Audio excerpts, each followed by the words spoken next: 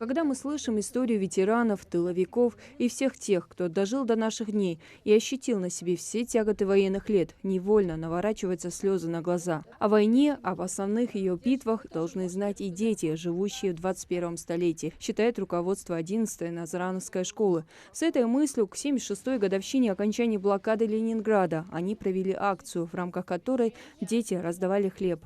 Для меня сегодня главная цель была, конечно же, во-первых, это память, и, во-вторых, чтобы ребята понимали, что на какой точке бы планеты мы ни находились, что жизнь человека, она бесценна. Будь то в Ленинграде, будь то в Африке, в Ингушетии, не имеет значения.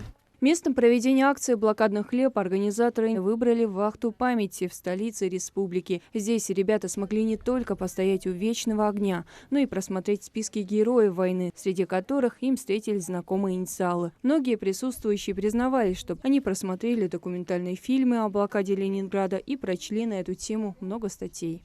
Одна из девочек, которую я узнала сегодня в кино, она была Таня Савичева. Она записывала каждого своего одного человека, который погибал в блокнот, а своим родным этого не говорила.